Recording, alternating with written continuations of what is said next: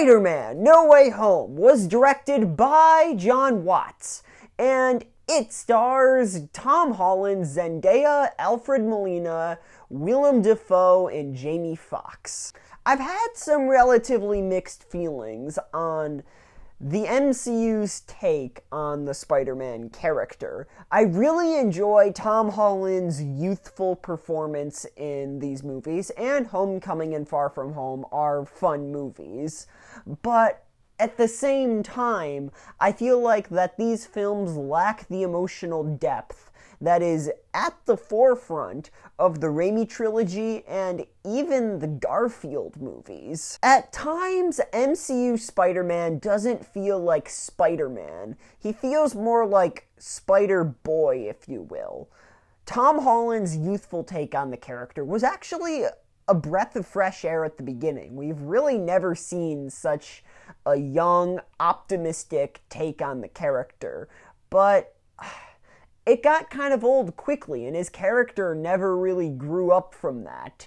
His character never really matured. Though this isn't an I Hate MCU Spider-Man video. Trust me, there are plenty of those on this platform.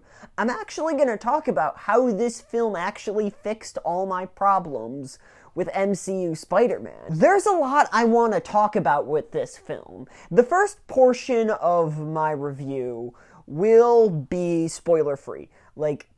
I won't talk about any spoilers, though there might be some minor spoilers, but nothing that hasn't been already revealed in the trailers. Though, eventually later on in this video, I will get into spoilers, and when that happens, I'll give you a proper warning for you to click off this video, because I don't think I could properly talk about this movie without getting into spoilers, if you know what I mean. This is the Spider-Man movie I have wanted for a very, very long time. Live action-wise, this might be the best Spider-Man movie ever made since Raimi's Spider-Man 2 back in 2004. Though I feel like that film will always be the best film in the franchise. It's kind of the Empire Strikes Back of the Spider-Man franchise. It's just so perfect. That film is just such a beautiful character study of the Peter Parker character. I don't know if anything could top it. For the first time in this character's history in the MCU, Peter Parker actually faces real-life consequences for his actions, and not just petty high school stuff, real consequences that'll affect him and his loved ones for the rest of their lives. What this film and the Raimi films understand is that Peter Parker's life, as he knows it, has to take a back seat because of his life as Spider-Man.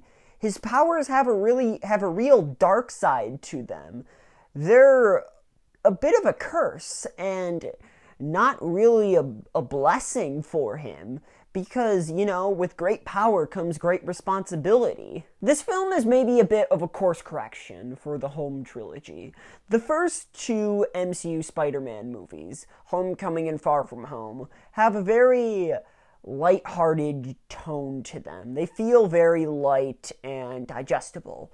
And I mean, that's not entirely a bad thing. I don't hate those movies. They're fun little Spider-Man adventures, but nothing to really ride home about, in my opinion. Though this film isn't afraid to dive into that darkness of Peter Parker's life, dive into the cost of being Spider-Man, and I feel like to tell a great Spider-Man story, that is an essential part.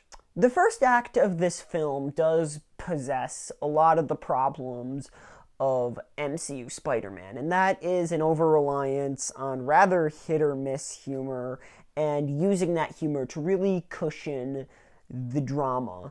Honestly, this kind of goes on to even a lot of the second act. Though I feel as soon as the multiverse shatters, they tone down on the humor, thankfully, and allow the emotion and drama to breathe. Also, this is a problem that kind of lingers on throughout the movie, but some things just kind of happen without any rhyme or reason, and the audience is just kind of forced to accept that these things are happening. Like, for example, characters possess abilities that weren't at all alluded to and just come out of nowhere, and the audience is just forced to accept that, okay, that character can do that now. And it doesn't exactly feel natural. Though the biggest problem I have with this film is Doctor Strange's decision to cast the spell to make everybody forget that Peter Parker is Spider-Man. And I feel that this decision is really out of character for him, because in his previous MCU appearances, he's always seemed overly cautious and wants to think precisely about every single decision he makes. But he kind of makes this decision on a whim and doesn't really think about the consequences or tell Peter about the consequences of this spell. I mean, later on, after everything has gone horribly wrong, he does kind of think, wait, why did I cast this horribly dangerous spell for a 15-year-old? But it's a little too late. And also, it kind of paints Peter Parker as a bit of an idiot, honestly, because the universe is literally cracking right in front of him, and despite of what Doctor Strange is telling you, he's still going on and on about how he wants certain people to remember that he's Spider-Man, and it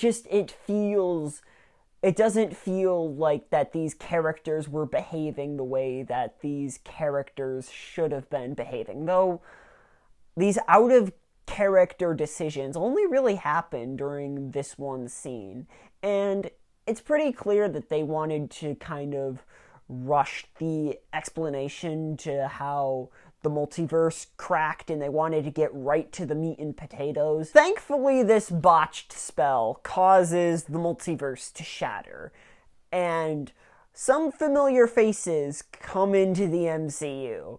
Finally seeing Alfred Molina as Otto Octavius, Willem Dafoe as the Green Goblin, seeing these two again, seeing them interact nonetheless. Oh my gosh. I couldn't believe what was happening before my eyes. It was just, words cannot describe just how amazing seeing these characters again was. And I was a little worried that it was going to come across as glorified fan service. And yeah, it is a little fan servicey that these characters come back. But they really do serve a purpose to the story. They don't lose their depth from the original movies. And that's what I was worried about. That they were just going to be there just to, get in some cheap fan service. But they really serve a purpose, and they don't lose their character motivations, and they don't lose their depth. Also, Jamie Foxx's Electro is miles better in this movie, no pun intended, than he is in The Amazing Spider-Man 2. His character motivation actually feels real, though. It actually feels like that these are emotions that a real human being would feel and not just some crazy person. His motivations are so much better than Spider-Man Forgot My Birthday. Also, Sandman, and especially Lizard, kind of gets pushed to the sidelines. They have their little moments of depth, though Electro, Green Goblin, and Doc Ock are the ones who really take the spotlight here. Also, since each of these characters are from different universes, I love how they got to, educate each other on their universes and the Spider-Men they encountered. All of these interactions are just super, super entertaining. Okay, that's practically all I have to say about this film that isn't, littered with spoilers. So, if you haven't seen this film, the rest of this review will contain spoilers. So, I would highly recommend, clicking off this video, right now. Seriously, this is your cue. Okay, I'm going to talk about the elephant in the room. Tobey Maguire and Andrew Garfield returning as Spider-Man. I have wanted this for a very, very long time. I'm not going to lie, I got very emotional seeing Andrew Garfield come out of that portal and finally return to the role. Oh my gosh, I know that everybody has been theorizing about this for maybe about a year now, but finally seeing it happen before my eyes was amazing, sensational, ultimate, all new, all different, and every single Spider-Man adjective known to man. Being able to see these renditions of these characters, I'm not afraid to admit it, it brought a tear to my eye. I know fans have been speculating this happening for well over a year now, but finally seeing it in practice, happening right before my eyes, was just out of this world. I was so excited about it, I was barely even able to process what was happening right in front of me. And for the first time in what feels like forever, a movie made me feel like a little kid again.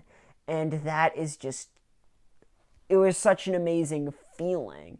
Just being able to escape and finally feel like a little kid watching his favorite superheroes interact with, watching his favorite renditions of his favorite superhero interact with each other and share their experiences. It was just everything I wanted happened here. Allowing a movie to bring you back to your childhood, bring you back to those familiar feelings of childhood is just such a privilege and is an experience that I wish everybody would experience. I bet a lot, I'm not the only one that had these emotions.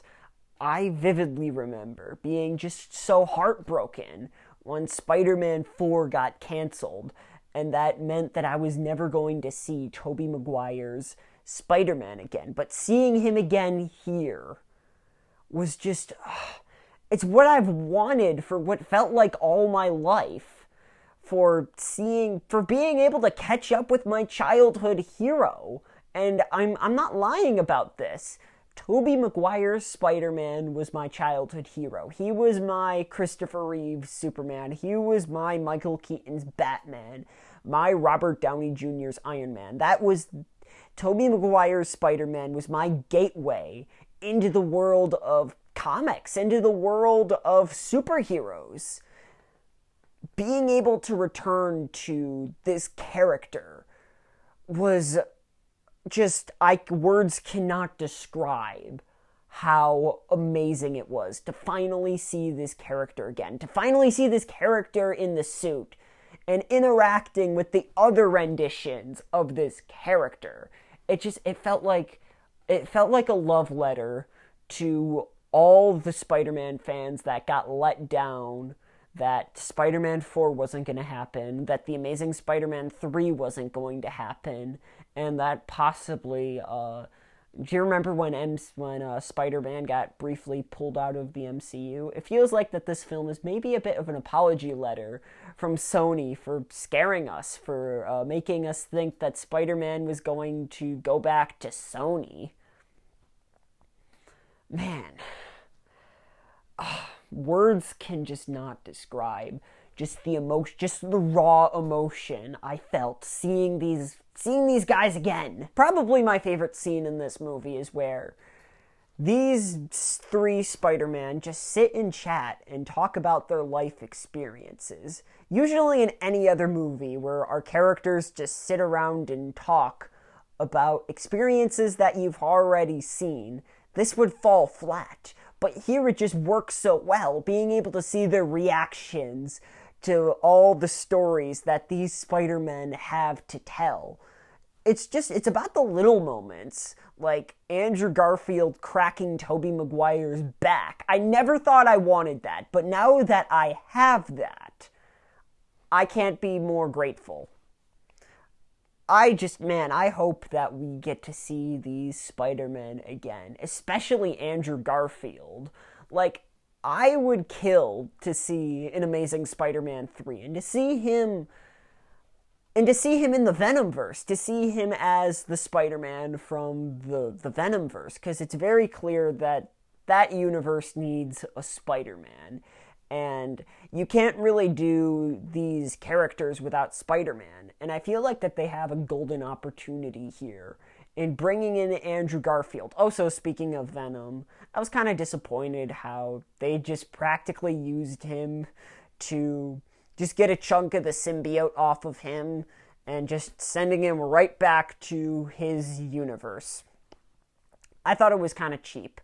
But I am excited to see the symbiote arc in the MCU. I also love how we finally got to see Tom Holland absolutely lose it, absolutely go ballistic on a villain, and that was Willem Dafoe's Green Goblin. What the earlier Spider-Man MCU movies were really missing was that sheer brutality of the fight scenes. Like, if you rewatch the fight scene from the original Spider-Man movie, with that fight scene in the abandoned church, it is freaking brutal. And I love how we kind of got a taste of that here. Like, for example, in the apartment scene where the Green Goblin is just beating the absolute crap out of Peter Parker. And then later on, when Spider-Man, just filled with rage, goes and wails on Norman. Honestly, that was just... it's everything I've wanted in a Spider-Man, in an MCU Spider-Man movie, let alone for the longest time. Oh my gosh, I can't believe I forgot to mention Charlie Cox returning as Matt Murdock. I feel like I was the only one in the theater to, like, really notice that that was Matt freaking Murdock returning into the MCU. Charlie Cox is just so perfect in the role. And I'm so happy that they're not choosing to recast, because they really had perfect casting there with Charlie Cox as Daredevil. I hope to see the other characters in the Marvel Netflix universe to kind of transfer into the MCU. Even though I had some issues with the setup and how they kind of rushed into things a little bit, I still had a blast with this film. I can't wait just to rewatch it over and over again and getting able to relive the joy of being able to see the three Spider-Men interact with each other. I don't think a week later I've fully been able to process just how monumental this movie is, just how out of this world this is, because it really feels too good to be true. Overall, Spider-Man No Way Home gets an A-. I really wish I could have given it a higher grade, because the fanboy side of me really wants to give it that A, possibly the A+. It's just, there was just some writing flubs in the beginning that kind of, I guess, soured the experience a little for me, but there's so much good in this movie that those little stupid issues I have with it don't really matter to me. Anyways, I hope you enjoyed my review of Spider-Man No Way Home.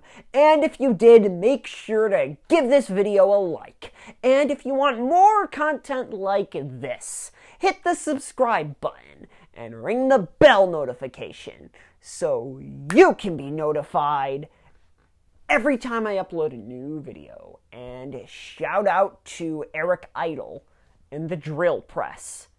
Thanks for watching.